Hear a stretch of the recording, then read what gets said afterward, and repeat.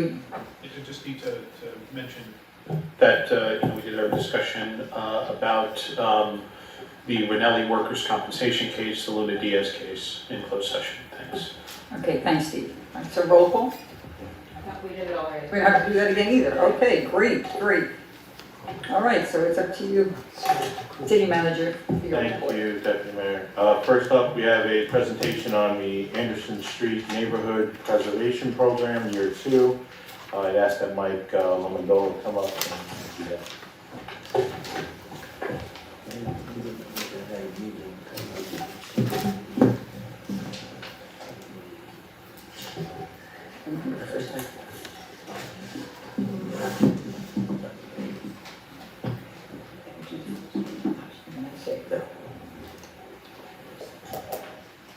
I'm sorry. That's okay. Nice to see you. Nice to see you too. Happy New Year, everyone. Hey.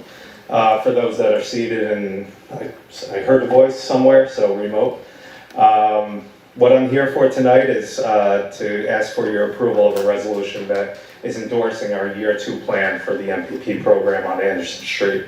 As you know, in 2021, we were awarded a 5-year grant from DCA and the MPP program to make tangible improvements within a neighborhood that we designated as the Anderson Street Historic District, which roughly runs from Linden Street to River and is bound by Anderson Street, which we're focusing on because it's the main business district, and Passaic Street. So what I wanted to do tonight is just give you a little rundown of what we did in Year 1. Every year we get $125,000 to make these improvements. Every year we are required to create a new plan for the subsequent year to get new funding, spend down all our funding from the year past, and do all the requisite things that we were required to do. So in Year 1, Frank, if you can go to there you go, that 2-pager is perfect. Year 1, we really want to focus on some of the desolate areas in Anderson Street. Right in front of the train station, what we had was what we saw as a pedestrian plaza that just had no amenities to it. So what we want to do is we want to brighten that up with color. We bought 8-foot cedar box planters, kind of line that pedestrian plaza with those, put some great spring flowers in them. As spring turned to fall, we put some mums in there. They really brightened up the area.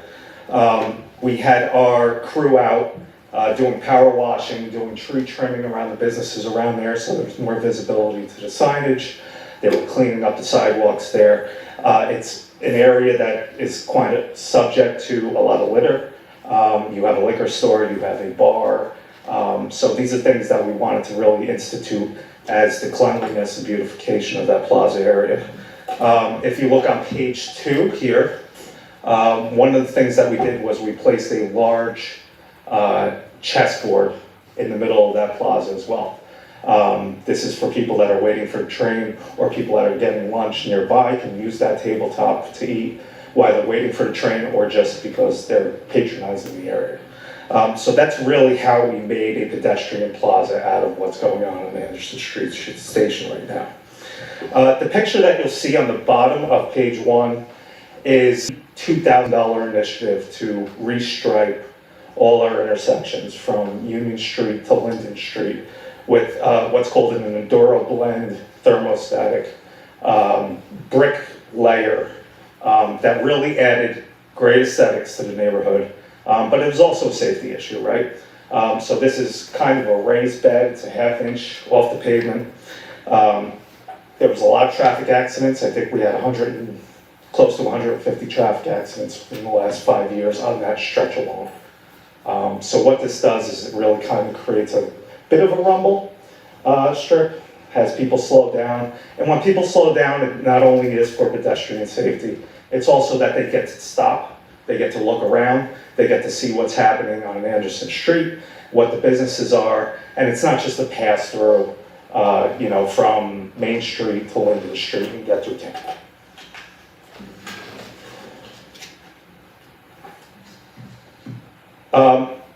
Really what we were seeing up and down Anderson Street was non-continuity with a lot of the amenities that were there. So we talked about trash receptacles. What we saw were 3 different kinds of trash receptacles from Linden Street to Union Street and in Anderson Street Park. They were very outdated. Some were made of cement, some were made of composites. They had no uniformity. So what we did is we took all of the trash receptacles off of Anderson Street along the business district and replaced them with side-by-side garbage and recyclables. So now we will have recyclables on Anderson Street. And we made them kind of a design of that cedar looking feel to keep it that historic kind of feel that we're trying to achieve and maintain on Anderson Street. The same thing was with seating. Within Anderson Street Park, we had 3 different types of benches. They were all composite or wood, and they were very much sagging. You'll see if you can make out that picture on page 2 there, one of our workers is changing out one of the old benches, which were actually salvaged by the DPW and picked up. And they might be able to be reconstructed and used elsewhere in the city. But what we did is bought these nice composite benches with a divider so nobody has an ability to sleep overnight in the park, let's say. Also, along with that park amenity reconstruction and activation, we did buy 2 more of the gaming tables. Now this required us to put 8x8 concrete slabs on either end of the park. So we did one near the corner of Union, and then we did another one on the other corner in open space. We have 1 Domino's gaming table in there. They're both 4-seaters, and one is a chessboard, checkerboard on the other side.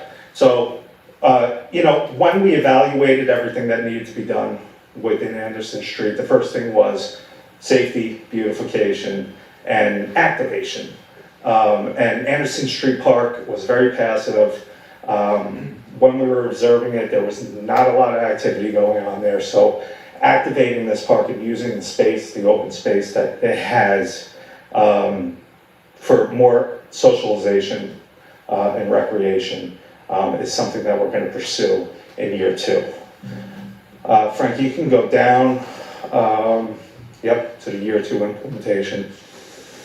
So we have 7 initiatives that we'd like to tackle with the $125,000 in year 2. The first one is really getting the business community on board for economic development. And that means commercial rehabilitation, storefront grants. We've done this in Garfield, where another community we work with has an MPP grant, one of only 30 in the state. So Hackensack and Garfield are the only 2 in Bourbon County. We administer the one in Garfield as well. I've been doing the commercial rehabilitation grant program in Garfield for the last 2 years. And it's really spurred business owners and property owners. A lot of property owners that are actually not native to Garfield, just collect their rents, but have seen that this is an economic catalyst that can really make some good capital improvements on their buildings. And business owners are taking advantage of it to do what they want, but never had the capital to do. Just this year, I had a business owner who planted wisteria vine all up and down the building to make like a French cafe. And I can't wait until the spring, and it's going to bloom, and it's going to be purple and pink, and it's going to be beautiful. And it's going to bring a little Parisian flavor to the district that never had flavor, right? So what we're proposing is $25,000 to go to that program. I have a kind of a clone of Garfield. We use these design guidelines that were approved by the state and are mandated by the state.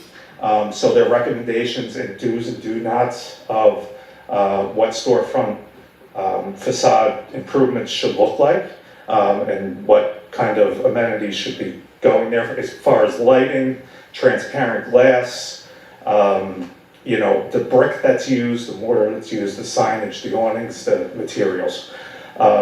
These grants would be $5,000 per applicant. up to $10,000, but they would have to match dollar for dollar after $5,000.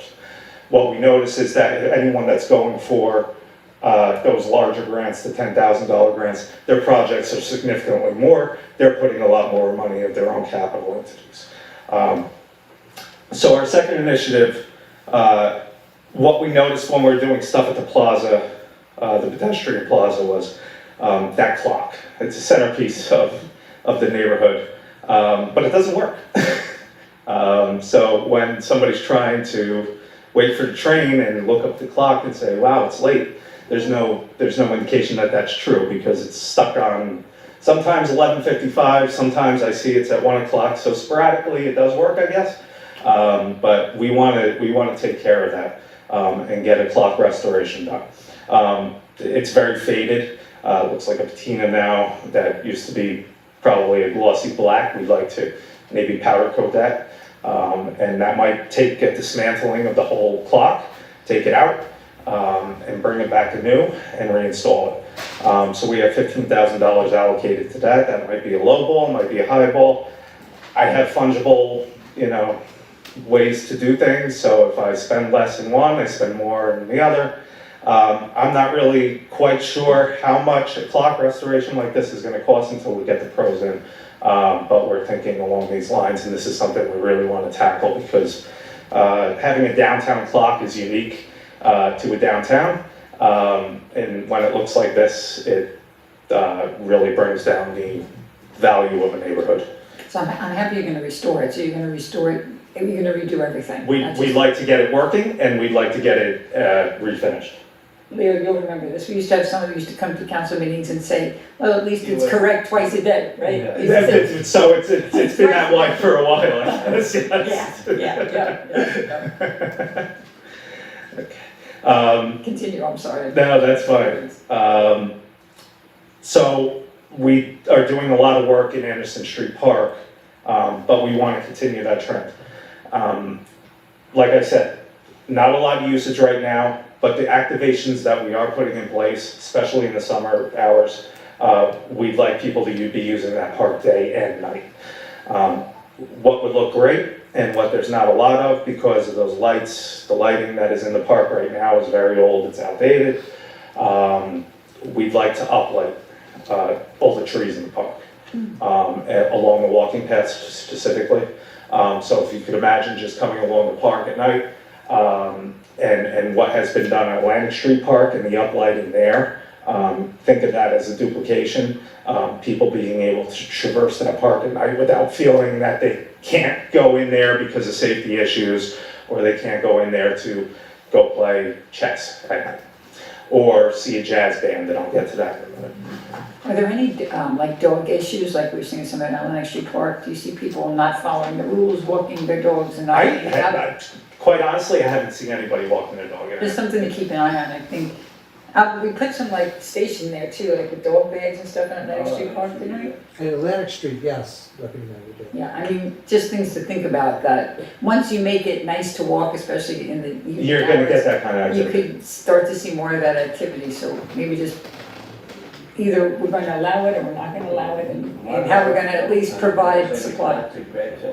We're trying, it's issue, we've had issues with that before. That's something that would perfectly fit into an expense that we'd be able to put in here. And I know with the new apartments that are coming, at least online on Anderson, and, the Walcott is right there as well. I don't know where these apartment goers take their pets, That's right? So if something they see important to green consider. space, they're gonna flock there. So thank you for bringing that up, and that might be a consideration to put in as well. Along those same lines, fountain restoration. The fountain in the middle of Anderson Street Park is in desperate need of a refurbishing and repainting of the inner liner, the cement liner. Along those lines as well, I could see some brick repointing being done around the edge. The restoration of this park, or the creation of this park and its revitalization happened, I believe, in the 90s, right? So we're talking about things that are starting to wear down now. One more thing I do see at the fountain restoration is maybe an uplighting of the actual water in the fountain, which I think would look beautiful and complement all the uplighting we want to do with the park. Now, this is going to probably require some municipal intervening and partnership, because it's PSE&G that we'd be talking to for all this electrical need. Obviously, we would lead on that, but you know, any cooperation that we could have with pressuring probably a utility that isn't always cooperative with us would be great. Really, I'm sure you can help them out if they need help. And Yeah. as far as financials, I saw you talking to Jim beforehand. He's the guy you have to talk to about it. Well, I'll talk about that, how that works in a minute, but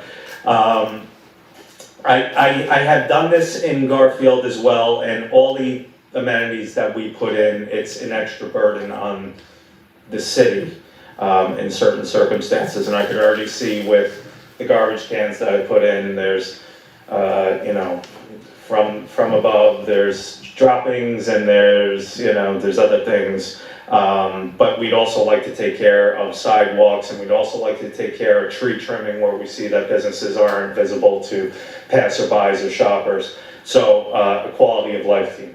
We call it a green team in Garfield. These are team members that I dedicate certain hours every week. They come and they water the plants that we put in. They look for quality of life issues and zoning issues. They kind of are the face of the neighborhood, wear branded shirts so people know that they're there. There'll be power washing, they will be, like I said, tree trimming, litter pickup, things of that nature. Things that we encountered when we first looked at this neighborhood that needs kind of a dedicated crew. I have $12,000 dedicated to that. And hopefully that, you know, that is enough to at least keep up with the amenities that we're putting in and really not going in a backwards motion to maintain this neighborhood. And years subsequent to this, we might require more of that service. We don't know. But it's been a very good service in Garfield because it lets people know that there's people that actually care about the neighborhood and care about its upkeep on a regular basis. Our seasonal train station plantings, I have $9,000 allocated to that. 2 plantings a year, just like we did this year. We have our 8 planter boxes, and we have 14 hanging baskets on the decorative lights around the Plaza Station. That's pretty much from Linden to the railroad tracks. Those are self-watering. They're called earth planters. So once they are planted, they really require a good watering every 2 weeks instead of every day. So that's where our green team comes in, and the DPW doesn't have to be there every day taking care of these plants. Our green team can come by and do that watering every 2 weeks, and in the box planters more frequently, but they will be out there. In the last initiative, when I talk about activation in the park, we'd like to create what is kind of a small stage platform. And as long as we're doing electric work in there, connecting electric to that stage platform as well. So there can be tiny performance space, whether that be for civic groups that are looking to do something in the park, or a jazz band on a Friday night, or an arts group during the week. We think a nice stage platform, and we are kind of see that there's a nice open space from the Union side that kind of leads into the fountain area that could accommodate something of that. Not an amphitheater, nothing, because this is a passive park, but just to have people, to give them another opportunity where they can go for the performing arts. We think is a great idea, and we think we can do that for It's similar to what's in Atlantic Park? smaller. Okay, but Yeah. of a similar nature, all But, open. you know, let's get a 3-piece band up there, and, Something that's open, not. yes, absolutely, absolutely. And, you know, that's something that we can discuss later on as to whether there could be rental fees or whatever else, and that's a revenue maker probably for the city. And that wouldn't be on our behalf, but we'll build it. And we think we could do that for a little over $20,000. So how this works is, you know, we administer everything, we do everything, we build everything. On a quarterly basis, we will bill the city who has gotten grant money up front to give us the grant money back for what we've done. And then the city's match is $25,000. We ask for that as the administrative fee for what we do. So our last invoice has just been given to the city. A lot of our stuff did happen in the fall because of supply chain. You know, we were waiting for those gaming tables, which were formed out in Chicago, and they weighed about 2,500 pounds, so that was a monumental task getting those put in. But we finally got them, and we did them by Christmas, and thank God it was a warm week, because we were gonna give chance for people to do some gaming before the holidays. But that last invoice is in. Once that is considered and paid for, we can amend the grant, which is the process of what we do. It's amending the year one, adding on to it to encumber year two. The state has already approved our plan. We're asking for the same tonight, asking that the city considers, you know, final payment to us of the expenses that we had in year one, so we can move on to year two, and we can get things done. Thank you very much. I'm just gonna, while our CFO is here, Jim, this is okay with you? Yeah, we're all good. Good. Anybody else, any council questions? I just had a quick question regarding the clock. Does that light up at night or is it ability to? I don't believe it does. Anytime I've been down there, I have not seen that light up. That would be part of the full investigation. We're gonna need a pro to get in here. Yeah. You know, downtowns are putting in these kinds of amenities all the time, so I've looked to those companies first, probably PSE&G, but to get something like that off its base and refinished, that I'm gonna have to look for hard, you know, long and hard. I do know some good powder coaters, but whether they've dealt with any of these municipal companies. Thank you. You're okay? Thank you. Yep. Thanks very much. Thank you, guys, I appreciate Have a it. good night. All right, you too. All right, next on the agenda is, there's a resolution on tonight for reappointment of our ADA coordinators. That's just a standard procedure that we need to do every year.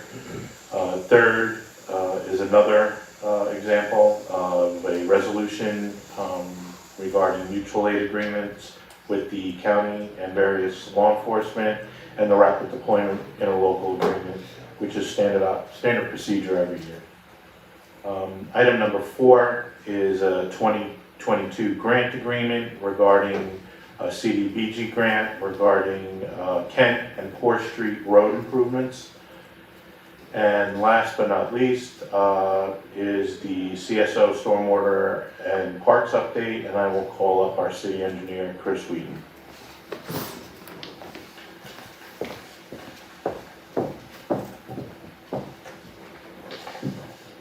Good evening, everyone. I'm here to update you on our construction projects for CSO and otherwise. Have some very exciting pictures to show you this meeting of our new head wall, just rather impressive on Clay Street Contract 2. So that's been completed, the head wall and wing walls recently. On that project, we've also recently been taking delivery of the box culverts, and the contractor is preparing an access road through Fashini, and we'll be commencing to install those soon. Are these the box culverts from the hospital or are these? They are not, those are going to be used on contract 3. Any idea when that's gonna happen? That should be starting in the next couple of weeks. We have had correspondence between the two parties, New Prince Contractors and James, I believe.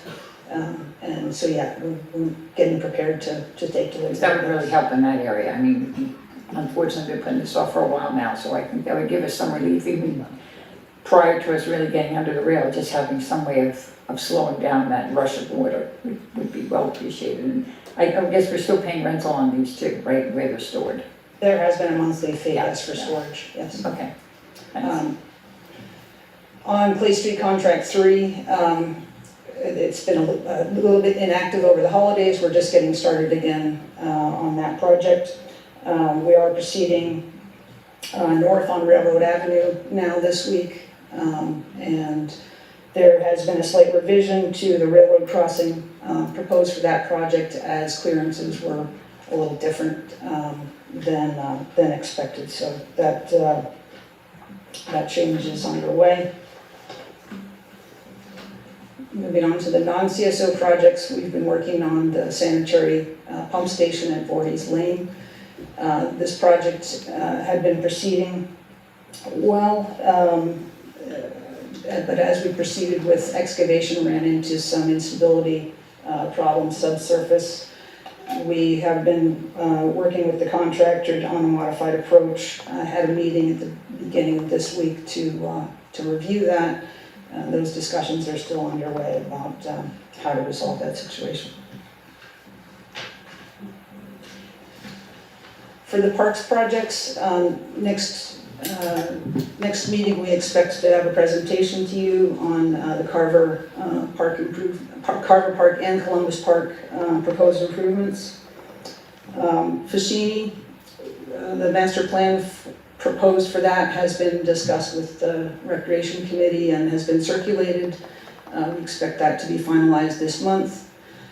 The permit application for facility improvements will be filed in February, and the design for phase 1 at fields 8, 9, and 10 at Fashini was recently authorized and is getting underway. At Johnson Park, the design also is underway for the indoor sports facility, and we expect to be bidding that project in the spring. Stuyve Park, I think, as Ryan mentioned last presentation, we do have to replace the west side play structure. We are working with the contractor to get pricing for that work, and we are looking at alternatives for the approach that, depending on the availability of that equipment, that would allow us to put the park in operation, sooner than later. We know that project has been anxiously awaited, and so we'll update you on the schedule as that information develops about timing. All right, thanks, Chris. I think, all right, just let's stay on the parks for a minute if we could. Steph and Leo, if you have any question. I think what would be helpful on this too is, especially the ones, pre-bid is one thing, like what's going on, I guess, in Johnson Park, but like Carver and Fashini and Stuyve, even like where we are today, what we know today. We know that nothing's perfect, but we still should be able to come up with some kind of guesstimate as to when we think it's going to complete that we could track to. Even if it's out there, something that gives us something, and it's going to change. Things are going to happen, and that should definitely be part of what we talk about here, or you present to us is, okay, we were assuming Stuyve Park, we were going to be open, we would pick a date, March of 2023, but then we had to, everyone knows, we had to get the equipment, so now that they changed to whatever, June 2023. But I think, guys, right, that gives us a little heads up, of like where we thought it was and now where we think it is, and that we kind of understand why. Not that all of those have to be documented, but when we make that change. So I think maybe if we could add that as like one of the bullet points to this, that would really help. I know that would really help me, and it would help the rest of us. And then pretty much I'm going to just make sure, Steph, you have anything, or Leo, these folks are more involved with the parks than I am. So Steph, you have anything or questions? No, I'm just wondering if there's going to be a holdup at Stuyve, if there's any way to, because I know the whole park was shut down for quite a while, if we can isolate just that playground area, if we foresee it going into spring. We can, yes. Nicer weather, just so we can have the rest of it. Yeah, that's what I was referring to when I mentioned options for proceeding. We do believe that the equipment should be available. It comes down to, unfortunately, to this contractor's performance, which has been a little bit difficult. We do believe that we should be able to get that park in operation in the springtime, in early spring. But I know we were looking at ADA playground. Right. And I would hate to just get this far and just settle on something just to get it done quicker, but at the same time, I would hate to see the whole park shut down. Right, so as an alternative to that, we could potentially, as you just mentioned, we could just remove this particular structure that's not compliant at the moment, and then, and open the park without it for the time being, because you do have another structure on the other side of it. Right, and we would love to have the rec program back there, because it was a little rough at Bolton this year, so that starts in June through, beginning of August. Okay, thank you. What about with Fashini? Everything's okay? If you need any more information? Yeah, to I mean, just Fashini, give us- from what I understand, it could take up to 6 months from the permits from Department of Environmental Protection, yeah, so, I mean, that's, I think, the longest 6 months, so hoping sooner, but that's just for the permitting process.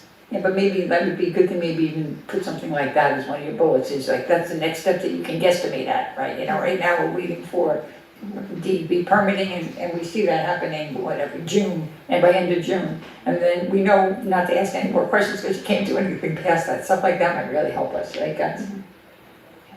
Anything else on any of these others? Leo, do you have any? Nothing? And then the only thing too with Carver Park is, they, last year having the basketball pretty much shut down really hurt that the folks that live in that area. So anything we can do to see that we can get that moving forward as quickly as possible, so at least by summertime, spring and summer, that they can use that would really, and if you have real issues that we can possibly help you on, please let us know, because I think it's really critical that we try and, Side Park's been inoperable pretty much. Carver Park, really, a lot of use gets put into those basketball courts, so that really hurt. Johnson Park, you still have your fields at least, so everybody pretty much is still moving forward there. So anything that you can do, that you need help from us, please let us know with these meetings as well. Thank you. And I'll let you keep going now. No other questions on the parks? No. Okay. The last item is just the other projects include the Atlantic Street Garage. We are progressing with the deck and parapet repairs. There's also been a replacement of the lights in that garage with LED lights. It's lit up nice and brightly now. That project should be completed in early spring, weather permitting. And Main Street Streetscape has started in December. That's underway with streetscape improvements. The lighting and conduit lighting bases and conduit has been installed to this point. Because the weather's gonna hold up to any of the other stuff, right? And to pave the sidewalks. Right. It wasn't done until the springtime problem. Someone contacted me, actually, what was it? Maybe it was just yesterday, yes. One of the business owners here, wondering what's going on with Lot A. Like, where are we with that? I mean, there's been stuff dumped there or stored there, or it needs to be repaired. I mean, do we have a schedule for Lot A that when these business owners call, we can at least tell them where we are with that? Do you know? I don't know. Lot A is the one that's behind, like where the Woolworths is, where Casual Havana is, where the new Aura is. Those restaurants use that lot as their back entrance for parking, people Right. park and come into the restaurants there. So it's something that does get used, and they've been complaining to me that it's kind of a mess right now, so. You don't know anything either about it? Yeah, I thought maybe he was doing work there. Yeah, maybe, I don't know, I didn't walk back there. I'll go there right now, he's not there right now. Lot A, yeah, that's the one behind, like Cora is there, Casual Havana is there, the old Woolworths, which is now the Woolworth Apartments. There's, I can tell you I know about Lot A. all right, let's hear it. We did an evaluation of the parking lots a couple years ago, and Lot A was the worst. Lot E was the second worst. We didn't work on Lot A because there was all that construction going Yes. on with the storage company. Mhm. So instead we pushed Lot E, okay? So now that construction work is done, Lot A will be the next one that we can do. Okay. But there's nothing, they were telling me about stuff getting, I guess when the moving company moved out, there's really been a lot They of, tore it up pretty good. It was Yeah. already torn up pretty bad. yeah. All right, so I guess that's just something we need to maybe take a closer look at, because, especially at night, people walking out there, if it's really pretty broken up, or just an accident waiting to happen, somebody trip and fall, so. All right, good. We can move on that. Anybody have any, you finished? I'm sorry. I'm all done. Anybody from the council, any other questions? Okay, thank you very much. Thank you. That's all I have. Okay, thanks so much. All right, can I have a motion for opening up to the public? Second. Roll call. Councilwoman Lennon? Aye. Deputy Mayor Canestrino? Aye. Councilman Tagliari? Aye. Councilman Carroll? Aye. so anyone from the public that would like to come up and speak, please come and state your name, and you'll have 3 minutes to speak. Going once, twice, 3 times? That's it. You can have a motion to close to the public. Offer. Second. Councilwoman Vanderburg. Aye. Deputy Mayor Canestrino. Aye. Councilman Pataglia. Aye. Councilman Carroll. Aye. And Mayor LaBrus is absent. So do we need a motion to close the executive session and this meeting in particular? Is that a motion for the executive session? Offer. Second. Roll call. Councilwoman Vanderburg. Aye. Deputy Mayor Canestrino. Aye. Councilman Pataglia. Aye. Councilman Carroll. Aye. And Mayor LaBrus is absent. And then we also need a motion to close the committee of the whole. Offer. Second. Roll call. Councilwoman Vanderburg. Aye. Deputy Mayor Canestrino. Aye. Councilman Pataglia. Aye. Councilman Carroll. Aye. And Mayor LaBrus is absent. Okay, folks, we'll see you back at 8 o'clock for the council.